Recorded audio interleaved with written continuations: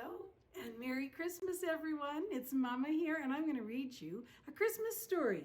It's a story actually that I think is made, the book was made after the movie, and it's called Home Alone 2 Lost in New York. This is one of our favorite Christmas movies that we watch every year. We just love it.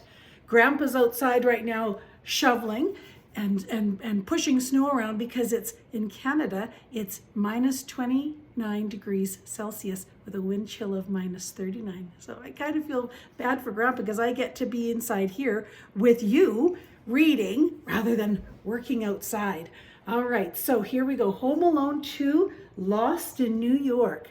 So there's the downtown street of New York. There's the Plaza Hotel, and there's Duncan's Toy Chest, which is the scene of many adventures for Kevin. All right, I want to make sure you can see it. All right, there, and that I can read it. I better make sure. I think I might have to turn another light on. Let's see. 'Twas 3 nights before Christmas, and the McAllister family was getting ready for their vacation to Florida. Everyone was busy packing. Yeah, they are looking, well, not quite everyone.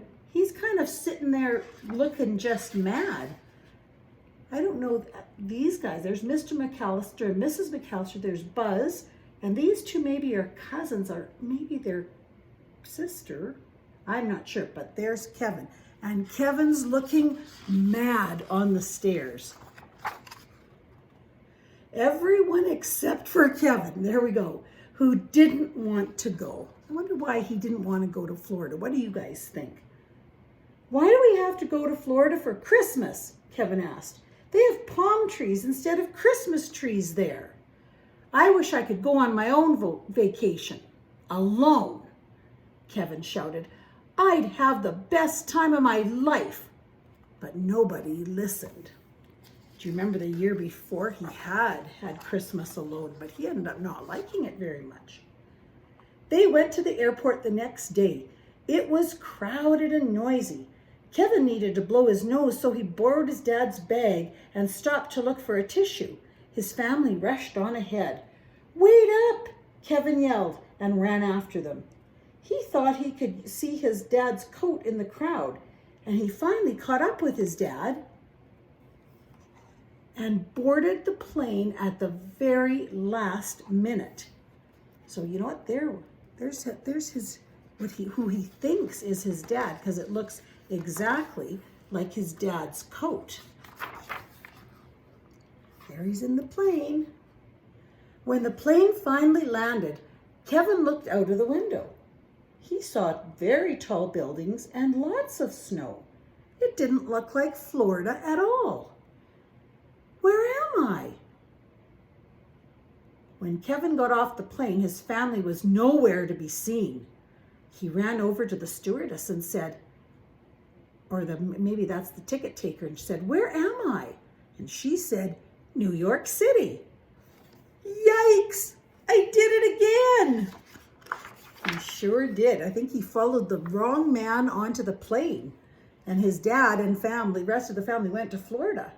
At first, Kevin was scared, but then he realized this was his chance to do whatever he wanted on vacation. He discovered that New York City was a magical place to celebrate Christmas. He rode around in a yellow cab. He saw the Statue of Liberty. He went to the top of the tallest building and looked out over the whole city.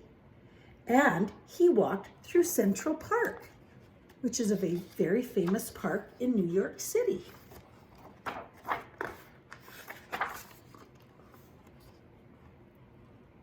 There was a wallet in his dad's bag, so Kevin checked into the fanciest hotel in the city. There was no one to tell him what to do, so Kevin watched lots of TV and ate lots of food from room service.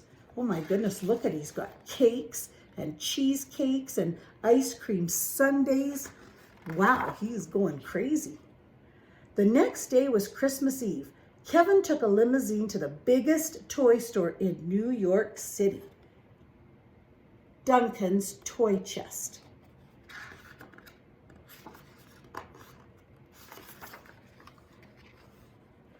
met the store's owner, Mr. Duncan, who told Kevin that all of the money the store earned on Christmas Eve would be donated to a children's hospital. Kevin gave him his whole allowance. He thought the kids in the hospital needed it more than he did. To thank Kevin, Mr. Duncan gave him a pair of special ornaments. Turtle doves are a symbol of friendship. One dove you should keep, and the other you should give to a true friend. Isn't that beautiful? Kevin left the store and looked at his map for directions. He wanted to visit the biggest Christmas tree in the city. Then someone tapped him on the shoulder. Kevin turned around and screamed. It was Harry and Marv, the burglars who tried to rob his house last Christmas Eve when he was home alone.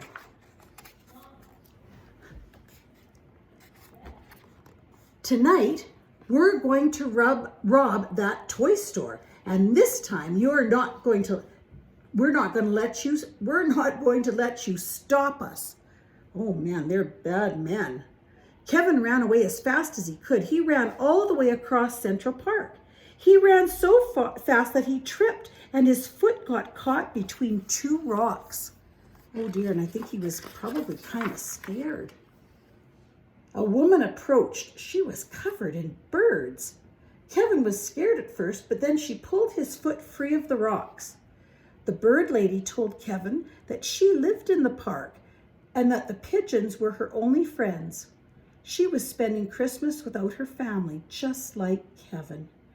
Kevin thanked her for helping him and promised that he would come back to visit her.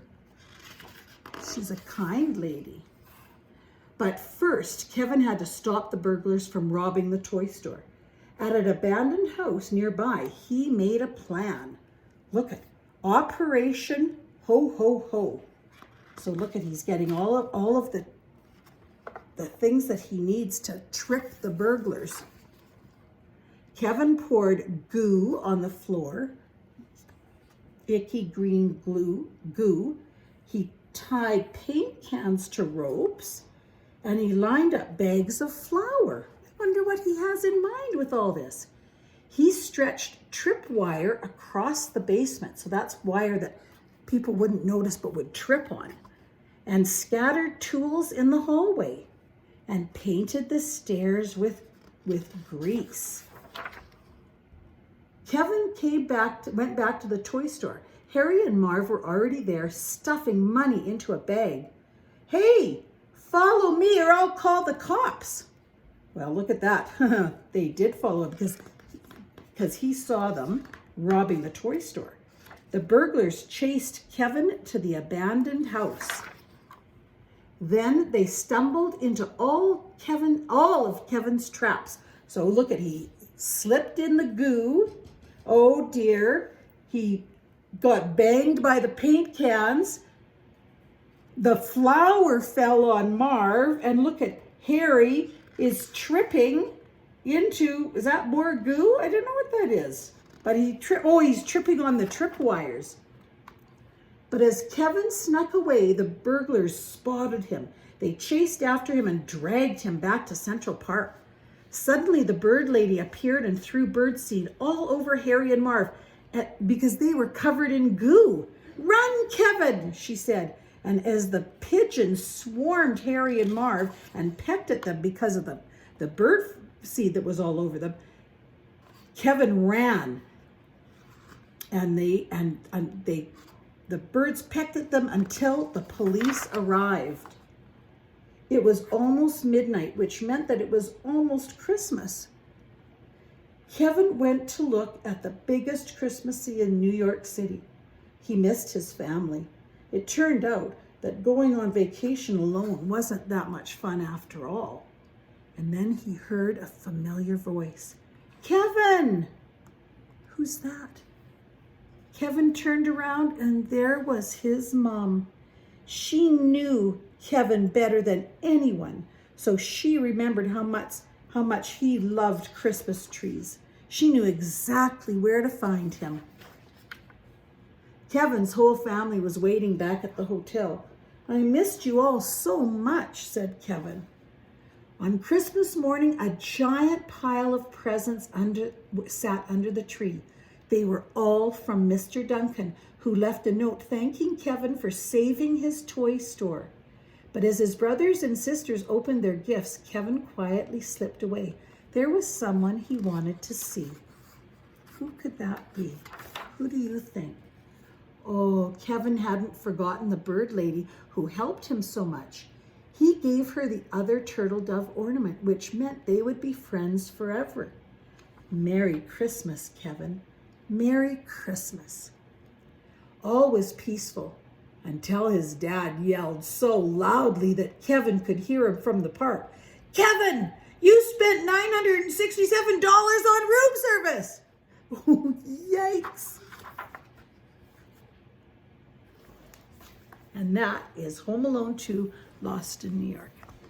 Merry Christmas, everybody. I hope you're able to be with your family on Christmas. Bye.